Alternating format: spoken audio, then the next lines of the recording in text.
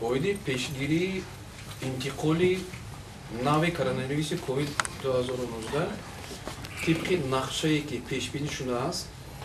کاربری ادامه دارد.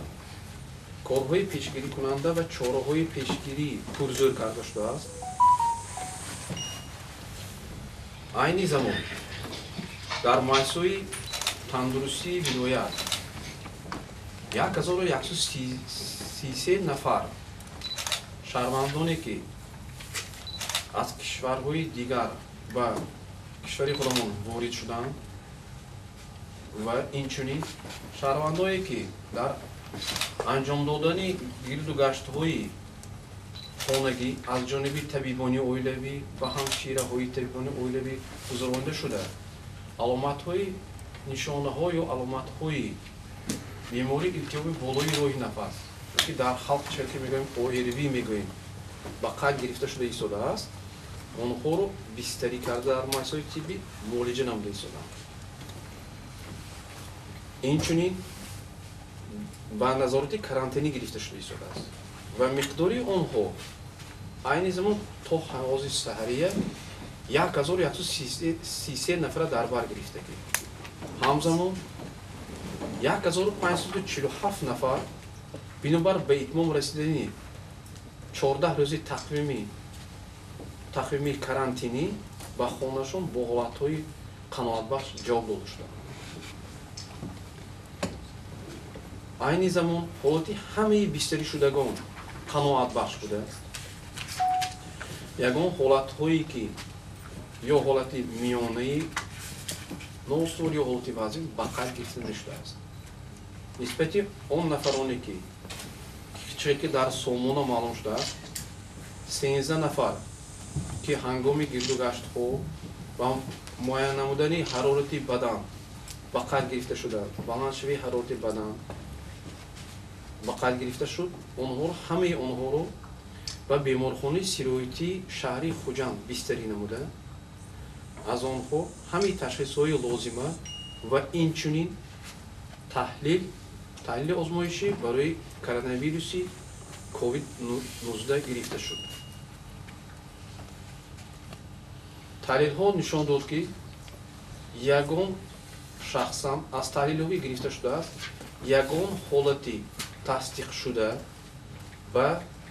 بیماری سیرویتی ناوی کرونا کووید 2019 بقیه گرفته نشده است و همه تحلیل‌ها منفی می باشد. من باز میگم که کارهای نقشه چاره‌بینی ها در مؤسسه کمک اولیه طبی سانیتری پرزور کرده شده است.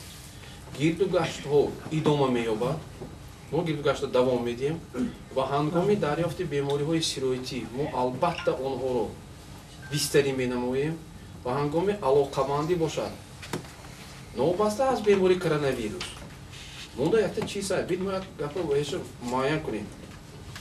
بیماری‌هایی که خیلی من عمومی کردم بیماری‌های زکام‌های موسمی هستند. هر یک تیم ما شهروندان بسیاری این حالت‌های گذراندگی هستیم و معلوماتی کافی داریم که یک نفر در همین اویله اگر بیمار شده که همین زکام‌های موسمی که این اگر کارهای پیشگیری کننده با انجام رسانده نشود و گیگین شخصی رعایت نکننده با دیگر نفران اهل اویله میگذرد. اینچنین ما برای اون کارهایی که توصیم که اگر علاقمندها یا همین زکام‌های موسمی بقیه گرفته شوند اون شخصی که گرفتاری یگان زکام‌های موسمی باشد آنها رو به بیمارخانه‌های سیرویتی یا شعبه‌های سیرویتی مؤسسه‌های تندرستی بستری کرده شده علاقمندهای آنها و دیگر مؤسسه‌ها همچون کرانتینی برای پیشگیری نمودن این بیماری بستری کرده می‌شوند و همزمان هنگام معاین نشدن بیماری یا که بلند نشدن حرارت بدن یا که نشانه‌های بیماری و هنگام به اتمام رسیدن روزهای تقویمی کرانتینی و خانه جواب داده می شود. باز یه بار دیگه میگم یگان حالت‌هایی که از همه بیمارانی که بستری شدند و تحلیل‌ها گرفته شدند آنها تحلیل‌ها گرفته می شود یگان حالتی بقیه گرفته شده ای صورتیابی با کرونا ناوی کووید 19 بقیه گرفته نشده است. من با پیشنهاد باید دیگه میگم که اون حالتایی که ما بیشتری نموده سودایی این فقط برای پیشگیری اون کارها چهاربینی که پرزور کرده شده است و بی‌ضررگردانی مؤسسه‌های تو مکتبی دانشگاه‌ها گذرانده شده است و در جای عمومی گذرانده شده است همه این حالت‌ها تنها برای پیشگیری بیماری‌های سیروئیدی نه بلکه این کرونا برای همین پیشگیری بیماری سیروئیدی دستورالعمل‌ها سندهای معیاری حقوقی اویدی پیشگیری بیماری‌های سیروئیدی خطرناک وجود دارد مؤسسه‌های تندرستی ولایت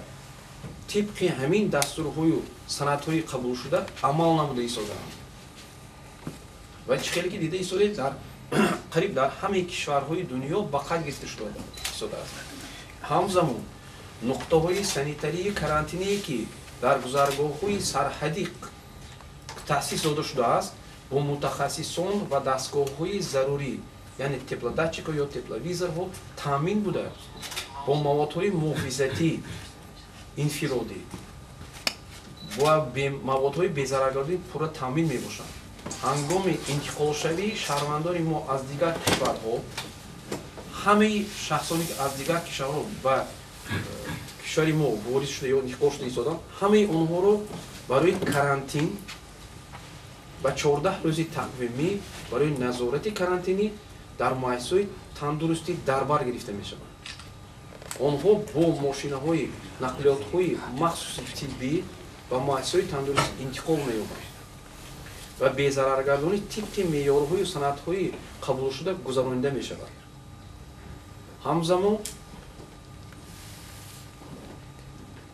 همزمان در مؤسسه‌های طبی همین عین زمان موادهای ضروری بی‌ضررگردانی و محافظتی به مقداری ضروری تامین شده است اگر شخصانی که من باز یابد که در برآمدهای پیشینه هم و هم در یک چند مرتبه در تلویزیون هم گفته بودیم که نقاب اون شخص میپوشد که بیمار باشد نقاب اون شخصی که میخواد خودش رو محافظت نماید مرحمت پوشیدنش در کنید لیکن بیمار باشد التماس گیگینی شخصی رو گفتنم نکنه اگر ما هر شهران گیگینی شخصی روایت کنیم همون سلفه کردن و عطسه زدن ما اگر پیشتر چیم همه آخوردی همین عمل‌های یاد دادگی همین عطسه زنی کرد طرفی یک کس به نگاه کرد عطسه نزن میگفتم نمیخواد دهانت یا رویت پوش میگفتم بغیر از این بعد از هر یک عملیات هایی که مثلا فیزیولوژی گذرانده میشد میگفتن دستش شد پیش از خود رو خوری دستش شد همین کارها ما باید همین رعایت کنیم